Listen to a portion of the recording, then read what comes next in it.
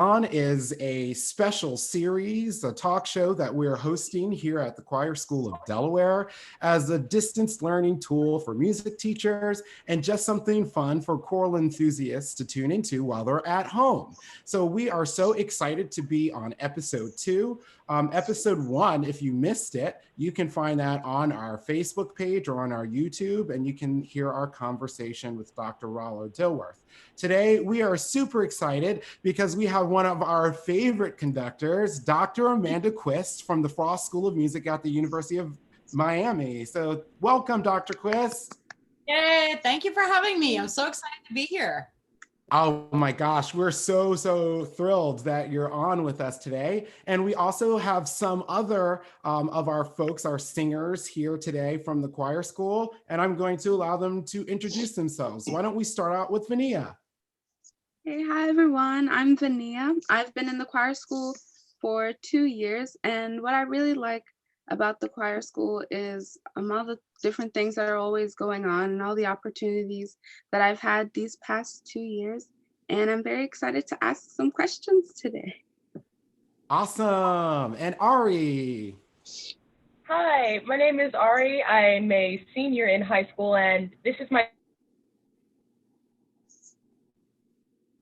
We lost you a little bit there, Ari. Do you mind starting that over again, your introduction?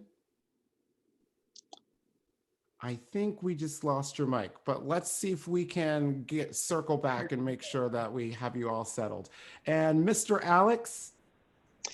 Hello, I am Alex de Aguiar-Reuter. I am a choral scholar, one of the professional choristers with the Choir School of Delaware.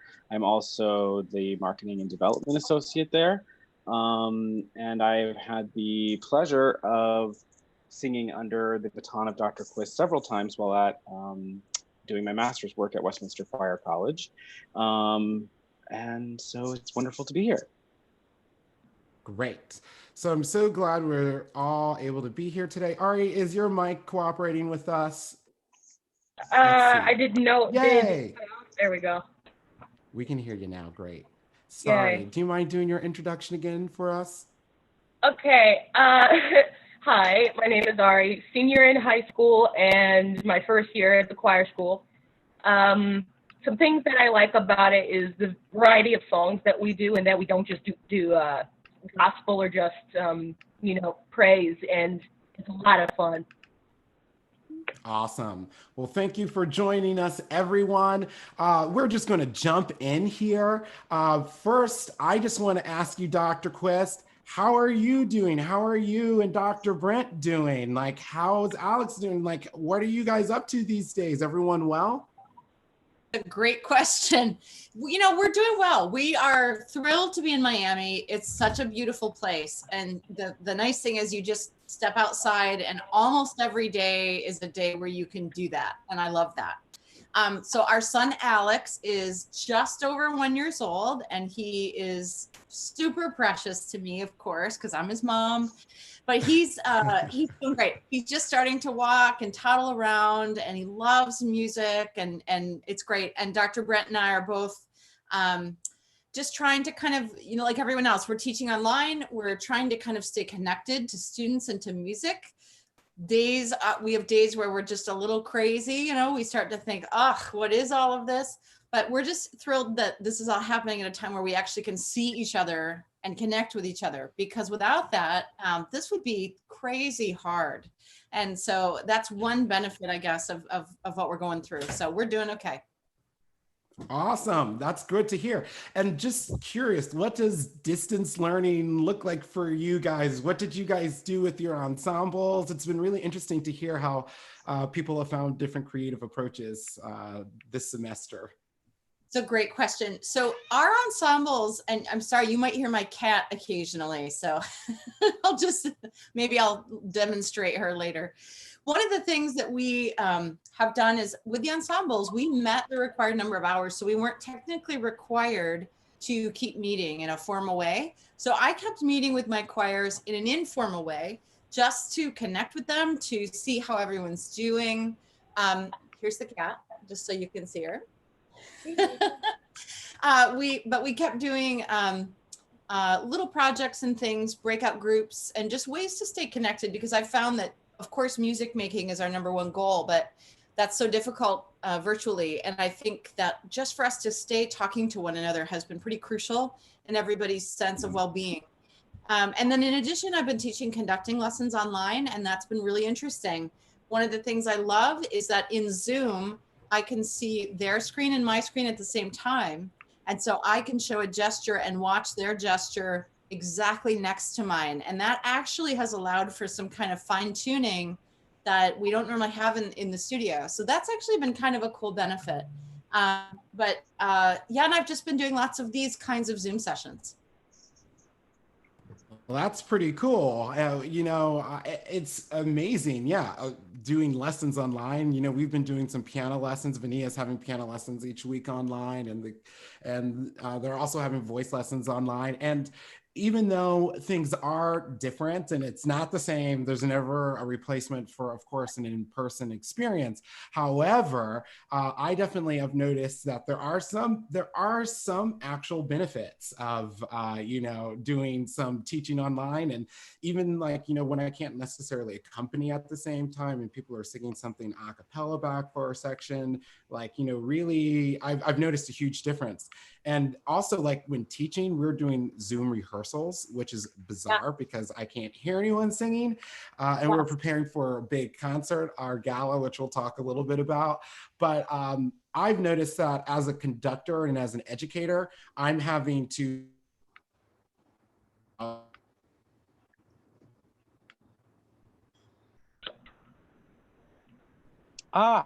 Froze on us a little bit. Oh no. Yes, as a participant in those Zoom rehearsals, I can tell you it is very fun and interesting to try to sing your entire part alone, kind of with the piano accompaniment, but you're always a little bit delayed. And then it's funny when I'm not having to rehearse my part and we're doing sort of sectional work to watch everybody else's mouths move at different times. Yes, that's the whole thing, right? It's the latency issue of Zoom. And I think that that's something that we're all trying to figure out right now. Our dean is good friends with one of the head people at Zoom, kind of the CEO of Zoom. And she's going to start joining us in meetings on how they're working to solve that, so that we might get a little closer to real-time music making, so that we can, sing together, because that's what we're all missing, is that moment of voices at the same time. And that's the one thing that we can't quite yet duplicate, but they're working on it. They know it matters. Yeah. So that's a good thing. Yeah. Yeah. One of the church choirs that I sing with does weekly Zoom meetings to just do hymn singing, more as a therapeutic and fun thing to do. But it is comical to actually have the sound on for everyone, because it's just cacophony, right? Yeah. It is, but it's a lot of fun. Oh, you're back, Ariane. Hello. Yeah, sorry about that. Whenever I have my office door open, the Wi-Fi is way better, but we're having 2 teachers competing in one house. Oh no. Shakespeare going down. There's not Shakespeare. Streetcar Named Desire going on at the same time as Bach and all of that. So whenever I open the door, then all of a sudden everything is great. So sorry about that. But thanks, Alex, for talking about that rehearsal, that Zoom rehearsal. And I don't know where you guys left off, but I know that I feel like I've had to be better as an educator to kind of anticipate the problems and saying, I already know that this is going to be a problem. And, that's and I guess that's a benefit of this, is it kind of makes us better rehearsalists. And then I like to have fun and say, okay, this is the rhythmic section, and it wasn't enough rhythm. The Holy Spirit told me it wasn't great. So again. So we definitely have a lot of fun when we're doing that online. But I did want to open up for a couple of questions that we're hoping that you can talk to us about. First, Right. I'm wondering if you can tell us about women in music. So we tend to not see very many women in music, particularly in composition and conducting. Do you mind talking about your own path and how you got where you are and what young women can be doing to prepare themselves for this field?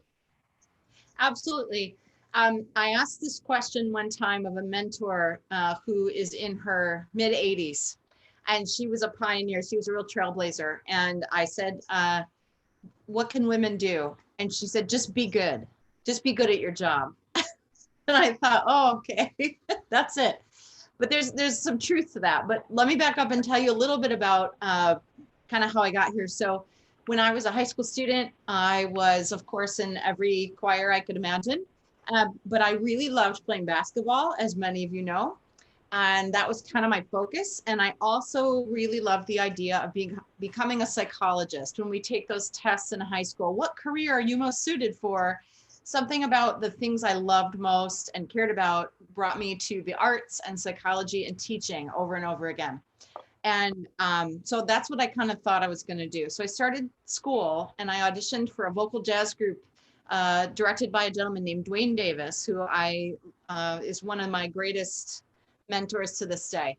And I got in that group and it conflicted with basketball. So I had to make a choice and I chose the choir in this instance. And within a semester, I changed my major to music, became a music education major because I realized that my passion for people and helping and connecting made so much sense as a choral conductor. So I received my bachelor's degree in music education, certified teacher K through 12. I taught high school and middle school and children's choirs for 4 years. And then I decided it was time for me to go back to school to get my master's degree. I was still young enough that I felt like, okay, I'm still single. I can run out and do all the things. And so that's what I did. And I went and got my master's degree in choral conducting. And then I went directly into my doctorate in choral conducting. And from there, I started teaching and was the director of choral activities at San Jose State University in California. And spent 2 years there and loved every minute of it. It was a lot of work. It was a little bit of a rebuild of what was once upon a time a real beacon program, but it just it needed a little rebuilding because it had some interim directors for a few years. So then Westminster Choir College contacted me and asked if I would interview for a position they had open. And at first I thought, no, I'm fine here. But then I thought I might as well give it a shot. And that's one piece of advice that people have given me is when a door opens, just go through it and check it out. So I went to Westminster and it seemed like a beautiful fit. When they called me and offered me the job, I was over the moon. And I spent 9 years there and I taught the chapel choir. I directed a symphonic choir along with my colleague, Joe Miller. And I directed Cantori, which is the early music group. And then I became the chair of conducting organ and sacred music. I think I probably became the chair because I was organized and I was a fairly diplomatic person. And so they gave me that administrative job. And I did that for about 4 or 5 years. And I loved it. You know, the Westminster population is just an incredible group of people. They're everywhere. The alumni are everywhere. And it's a real special place. And when I got pregnant, my husband and I decided Westminster's going through some transition and they are moving their campus. And because of that, my husband and I thought, okay, because we're about to have a baby, expand our family, maybe we should consider moving to a place where he's got more roots than he did in Princeton, because he really just was in Princeton to be with me. And he spent about 14 years in Miami teaching and learning. He went to the University of Miami. And so when the job opened, it seemed like a door that I should at least look through. So applied for the position. I ended up going down to the University of Miami 8 months pregnant and thought, no way will they hire me. And then they offered me the job. And that was that. Now I'm the director of choral activities at the University of Miami. So that's a little bit about my path. all of my teachers growing up were men. All of my choir directors were men. But I don't think I ever thought about that. I just saw myself as a conductor. I want to be a conductor. I want to do what they do. I want to teach like they teach. But I will say that looking around, the number of women leading doctoral programs in the United States is very, very small. There's only a few. And that's unusual, and it's too bad. And I'm hoping to change that by encouraging women or anybody who's sort of the non-traditional choral conductor as we see them to pursue whatever it is they dream about doing, even if they don't see a whole bunch of other people doing it that look like them, you know? And so I think that's been kind of my goal in all of that. Awesome. And I mean, that work is so needed. And I've been really happy to see that it's that equity lens has been I don't know, becoming more commonplace than it has been, I think, particularly in the choral world. And it's still shocking to me, like you said, how few women there are in choral conducting. And I also, you know, a colleague of mine once said, man, I feel like there are a lot of women in choral conducting compared to instrumental conducting. I feel like that's where you get relegated, you know, as a woman, that it's like, go work when in choir and don't do instrumental conducting. And Yes. you know, I've even heard Charlene Archibek mention that, you know, before. So I think it's just a really interesting dynamic. Yes, and Charlene is actually the woman who said to me, just be good. She's the one. Yeah, that sounds about right. Yeah, she originally was an orchestral, she's a cellist. And when she was trying to get work, she was kind of pushed into choral conducting because there weren't very many women doing orchestral. That's starting to change, but we still have a ways to go. Yeah, for sure. Yes. And Vania and Ari and Alex, do you guys have any questions about kind of trailblazing, what it's like to be, you know, a woman on the podium and in the classroom and leading a program? Vania, would you like to go first? Sure. Okay. I have a question about, did you ever get any criticism for what you decided to do with music and pursuing your dream of being a conductor? And how did you handle it? Absolutely. When I first decided that I wanted to go into music, my parents were not happy, actually. My father is an organist, and he had a career in church music, but that was a really challenging career for him to have full time. And I think they were concerned that I just would have a hard time making this work. But once I kind of explained to them why it was kind of the thing I had to do, I was so dead set and passionate on it. Over time, I think they began to trust the fact that this would turn out okay. But I kind of just had to trust my own gut to know that, yep, I have to do this. Even if you think it's not a great idea, I still have to do this. And that's not easy, but it was definitely a little bit of a barrier. And I think as a woman, I certainly have, you know, there's been very few times, no one's ever really said to me, you're a woman, you shouldn't conduct. But I think there are subtle ways that people will communicate. Like if I'm working with an orchestra, for example, there are times where certain concert masters will just treat me a little differently than maybe some of my male counterparts. And so, you know it might happen, and I just have to be ready to be absolutely musically prepared, because if I can just boil it down to the music and try to forget about the gender, then people tend to relax and go, okay, you know. So I try to just be sort of invisible of myself and just be transparent for the music. And I think that's kind of the way through, because that's really what it's about, you know, but it's challenging. Yeah. Yeah, my while at Westminster, my sort of final big project that I did, one of the big papers I wrote was actually about women's representation in orchestras, specifically in the Vienna Philharmonic, which is arguably one of the oldest orchestra, continuously running orchestras in the world. And it was very interesting. Not until 1997 was the first female officially allowed into the orchestra. She had actually been playing for 25 years as the harpist, essentially full time. but had none, because it's technically a society. It kind of existed outside of certain rules. But then eventually they were kind of forced into it because there's some state overlap. In order to be a member of the orchestra, you have to be a member of the State Opera House Orchestra for 3 years before you can officially become a member.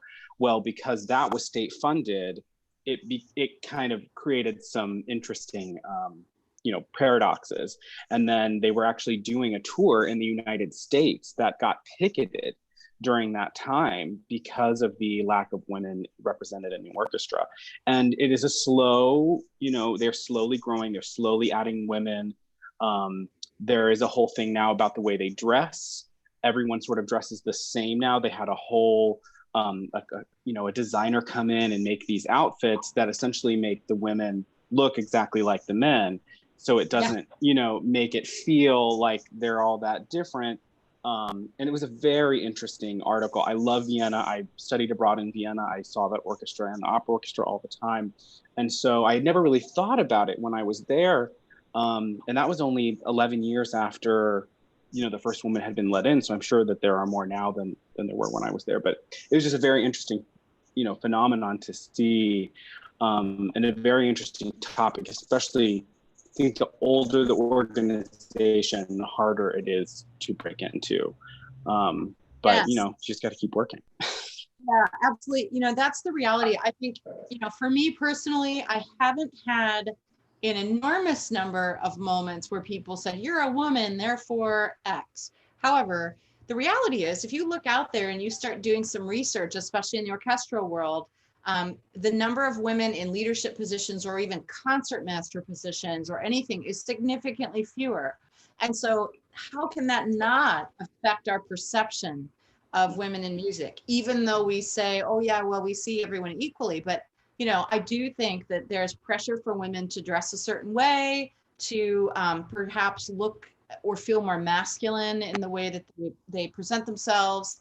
And I do think that's a thing. I try to just not pay a lot of attention to it in my own approach, because I feel like if I'm me and I'm presenting something that's musically valid, hopefully that wins the day. But it's very real that the examples we see out there, they do affect us. And it's still, we're really pretty far behind where we ought to be. But I feel like the choral world is the front runner in this. We're working hard to pay attention to diversity issues, and I'm really proud of that. Yeah, I would agree. And I do a lot of work around the arts and equity here in Delaware. And that's like a big thing that, we're working on. And I'm always amazed at how much further along the choral world is compared to the orchestral world or the visual art world, museums and all those sorts of things. And, ACDA's got a wonderful diversity initiative that they are doing. And I think some of the conferences, certainly Rochester and the upcoming national conference in 2021 are really trying to prioritize those those sort of themes and topics, which are really important. And I'm glad that there are other people who are passionate about it. And I want to talk about one of your other passions too, which is J.S. Bach. We love J.S. Bach here at the choir school. We have a Bach festival. We're all about it. It's one of our absolute favorite things that we do, and the kids look forward to it a lot. How did you get into Bach? What kind of led you down that path? Well, if you believe in subliminal messaging, I really believe that it started when I was a baby, because like I said, my dad's an organist. And so we had a piano at home, and he probably played Bach on the piano every single day of my life. But I didn't know what it was as a little kid, and I didn't care. I would say, Dad, play the song with all the fast notes, and he would play some of the Bach conventions and things. So when I got older, I met a friend who was a pianist, and he introduced me to Glenn Gould, who is a pianist and is famous for his Bach recordings. Some people love them, some people hate them, but he's an absolute savant when it comes to Bach. And I just listened to those over and over and over again. And then I started to listen to the motets and the cantatas and the passions, on and on. And then I started to sing Bach, and I really started singing Bach as an undergraduate in college, and realized that whenever I sang that repertoire, I felt that I was touching something way beyond this world. Like there's something about it that is just beyond the explainable. There's an architecture and there's a way that it's all sewn together that is just mind-blowing. And everyone, for example, loves the piece Air on a G String, which is of course from a Brandenburg concerto. But there's a reason that it's one of the most, often played piece at every wedding. I mean, it's just one of the most beautiful pieces of music ever written. So I think when I started to sing the motets and cantatas and eventually the B minor mass, I remember being at a performance of B minor mass in San Francisco and hearing the Dona Nobis Pacem. It's the last movement of the whole thing. And it's interestingly the slowest. I mean, it's not filigree constant. It's almost a little bit stile antico. And I remember hearing it and just getting to the end and just weeping. And I thought, why am I crying? What happened to me? But there's something about it that affects me deeply, and it's my favorite music to teach. It's some of the hardest music to teach, but it's my favorite because it just pays so much dividends to the singers and the performers and the audience. Now, when you are doing Bach, I am guessing, having read some of your writing and all of that, you start neutral syllable singing and shaping that kind of stylistic bit first. Great question. So I give my singers a marked score with the articulation. And a lot of the time we'll do count singing if it makes sense. Sometimes it doesn't make sense with Bach, sometimes it does. With a fugal passage, it can be a really, really great way to teach with count singing. So for example, if we have Lobit, the second half or third half, I should say, of Sing It, we might sing 2 and T and 4 and 1 and 2 and T and 4 and 1 and 2 T 4 1 and 2 and T 4 1 and 2 and T and 4 and 1, and I have them take off an and every time we sing a staccato, for example. So we just get used to that kind of hierarchy of rhythm. Where are the big beats? How does it all get woven together? Then we might go to a neutral syllable, and I always choose D or do, and that has to do with formant tuning, which is a different topic. And then eventually we put the text on it, and we hope that the text is then informed by the rhythmic kind of foundation, and then the neutral syllable, which informs the tone production we want. And then eventually we feed the text into all of that. And of course, connect the meaning of the text, most importantly, above and beyond everything else.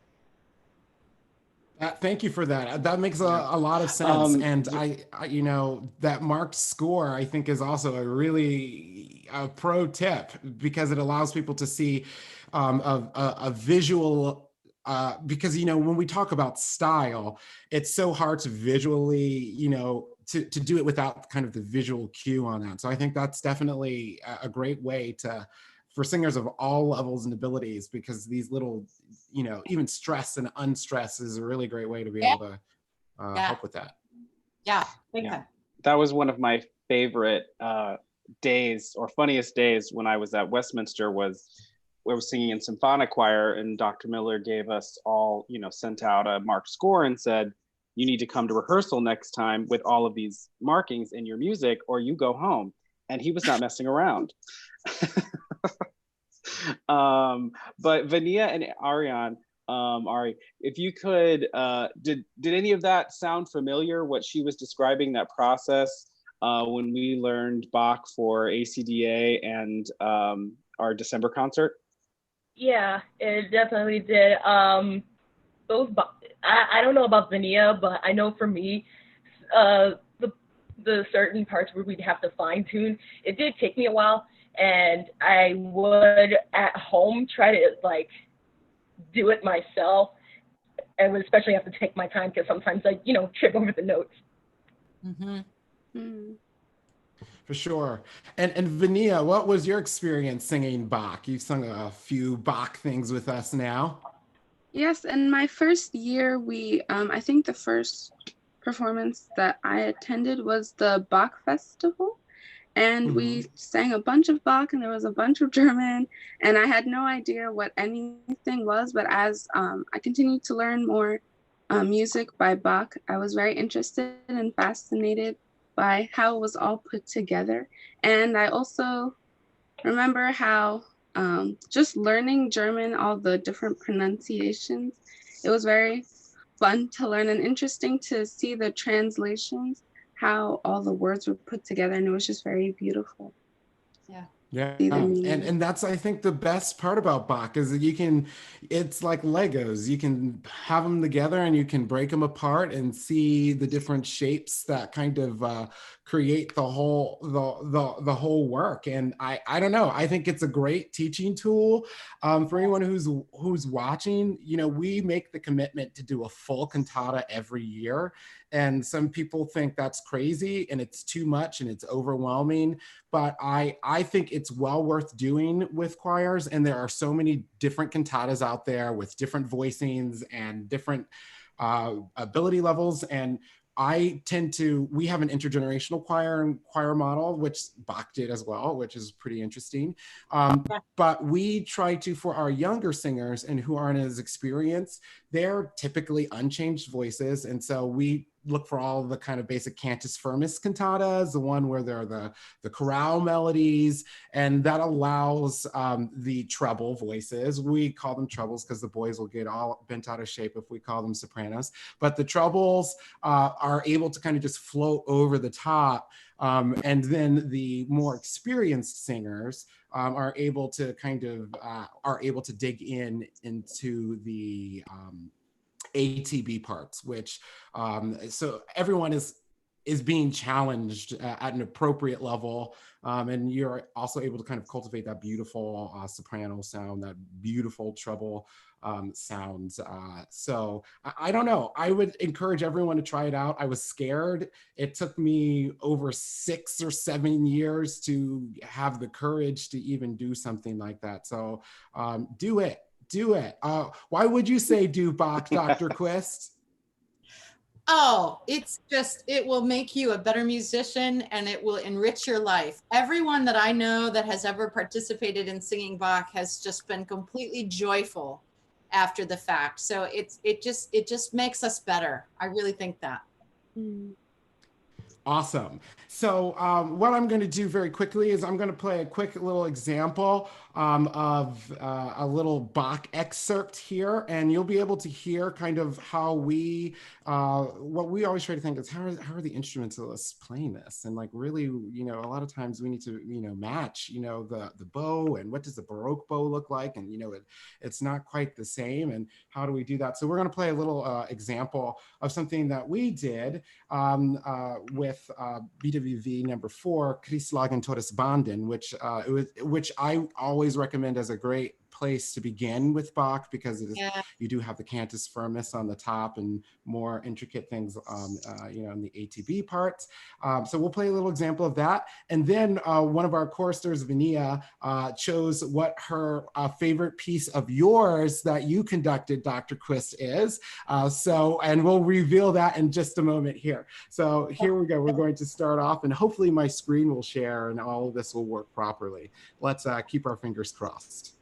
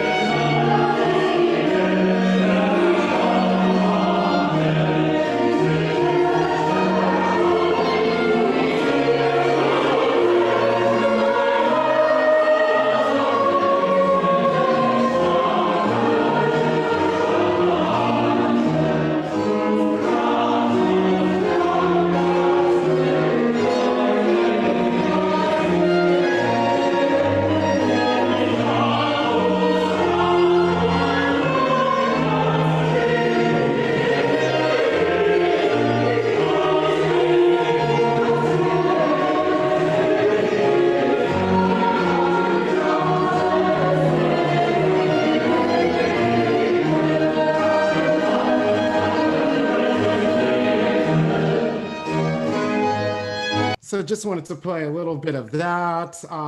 It's a lot of. I definitely encourage people to do it. If you're out there, just do Bach with your choir. Please, please. It's totally worth it. It's totally worth it.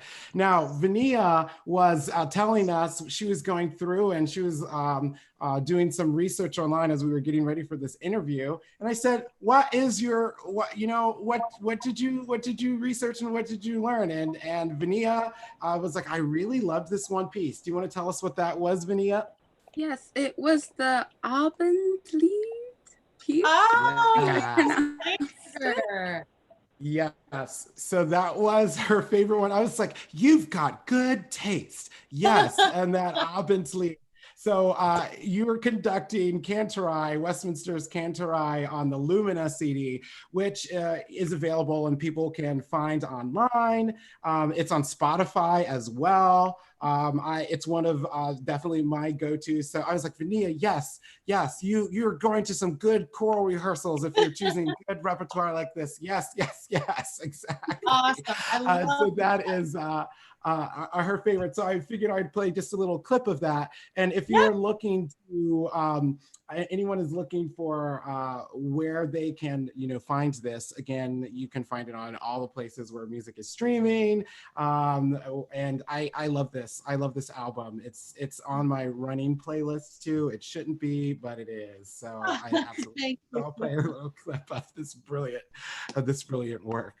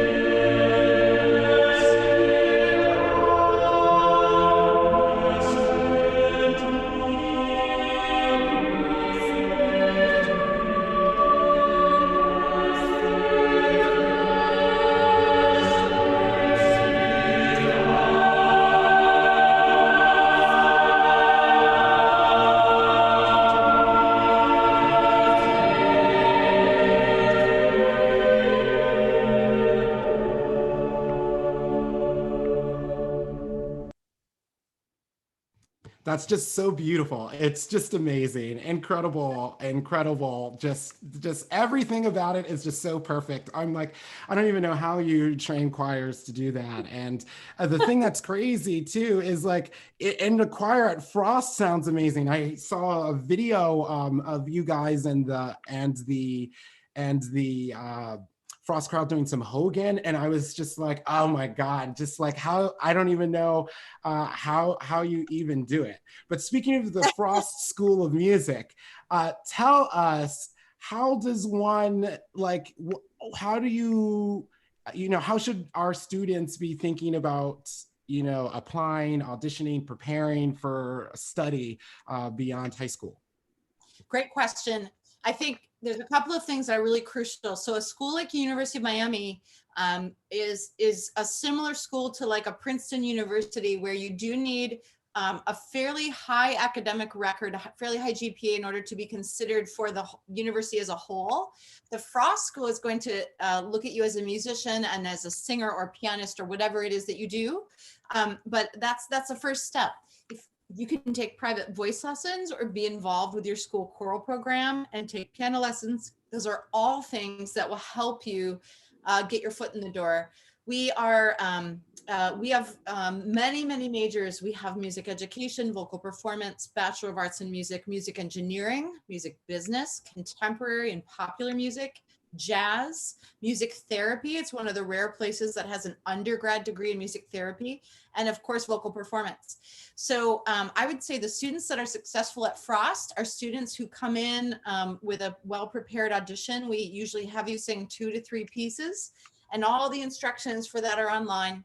And then we talk to you and we want to know, what are you passionate about? What do you love most about singing, and what do you want to do in the future? And we're excited to bring students into the school who are world changers, students who want to see and make a difference through making music together. But the biggest thing I think is just making sure that your musical chops and that your academic chops, that you're keeping those in focus and working hard in school so that you can have lots of options. And the Frost School offers major scholarships. We offer full tuition to some undergraduate students, and everything, everything kind of in between. But to students that we are really impressed with their kind of passion and their talent, we will support them all the way, and we'd love to have students like that. Awesome. Ari, Vania, do you have any questions? You've got a college choral director right here who you can ask all sorts of questions to.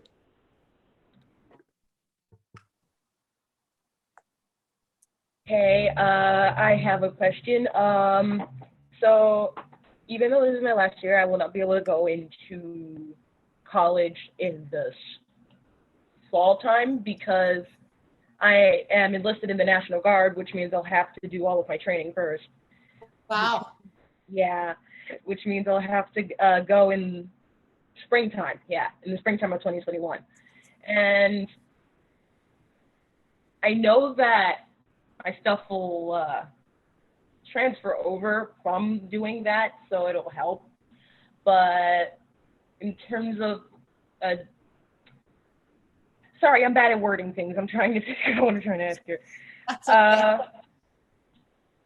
But when I'm done, do you think that's going to affect the way I apply to college?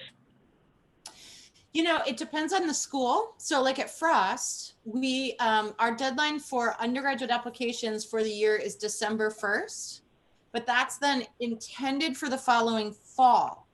So for a mid-year start, each school handles that a little bit differently. So if you wanted to start in fall of 2021, you would want to put in your application by December 1 of this coming year. If you are interested in starting spring of 2021, that would be a conversation that you would have with our admissions folks and just say what's possible here, because that would be a little bit of an unusual start, but not impossible. Awesome. Thank you for that. And Vania, do you have a question? Yeah. Okay. I was going to ask, I have two questions. What was the most valuable part of your training for you? What would you say it was? I would say learning to play the piano, and I would say being able to get up in front of people and make mistakes and have mentors around me that would help me get better at being a conductor and teacher. So the real life experience was really valuable for me because when there's people in front of you, it's really different than when you're isolated in your own textbook world. So those two things have been really crucial. And I'll add voice lessons. My ability to, I'm not the world's greatest singer, but I can demonstrate concepts that I would like my students to understand. And that has been invaluable for me as a conductor. That sort of answers my second question, but I was going to also ask, what would you advise that I do if I decide to study music when I get to college? What things would you advise that I do to help me have a better chance to get into a good college? I would say voice lessons and piano lessons. Those are the two things. Make sure you're a literate musician and you're doing great things by being a part of Delaware Choral School right there. And I think those are probably the two number one things. And then, just make sure that you're staying on top of grades. That's hard to do. We all get so busy and overwhelmed. But if you can make sure that part of your work is strong, it just opens more doors for you and it allows you to have more choices. And that's a good thing. Thank you. Thank you, Amanda, Dr. Quist. We had a couple of people write in from Nashua High School after our last episode on Tuesday, and they had some questions specifically for you. You've actually answered a lot of them just throughout the chat here. but some that I think would be fun. What is one place in the world you have always wanted, where you have always wanted to perform, and why? And does that have some sort of special significance for you, if so? So two things. The Thomaskirche in Leipzig, and it has special significance because it is the church where Bach spent the most time. I've been there, but I have not sung there. And I'm actually planning to take the Frost Chorale there this coming summer, provided that we can, that we can travel despite the COVID. So we're planning a Austria, Germany, Prague tour in May, and that is one of the places we're going. Fantastic. That's Fantastic. So cool. So cool. Very jealous. Very jealous. And then a similar question. Do you have a piece that is just very special for you to conduct, that you really enjoy and it's just sort of like balm for you every time you do it? There's several. I'll say today it's probably the Bruckner Os Justi.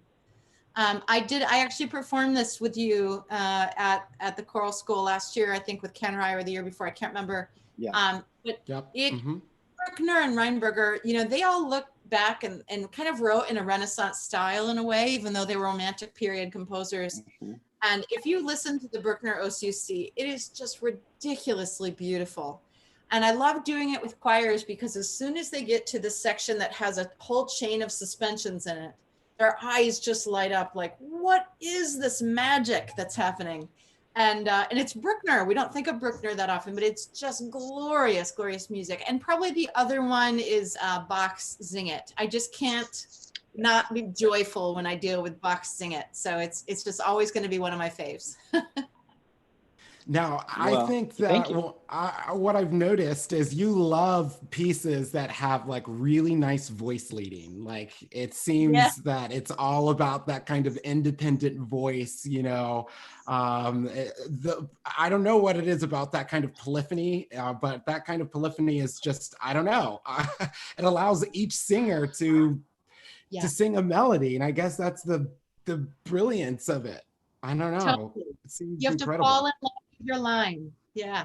Yes. Yeah. And it allows you to, and it's nice too, like if you're an interior part, particularly in alto, you're not just singing one note for like the whole, for the whole piece, which is really, really something that is, happens a lot in a lot of homophonic, Oh yes. I'm a lifetime alto and I know all about it. Yeah.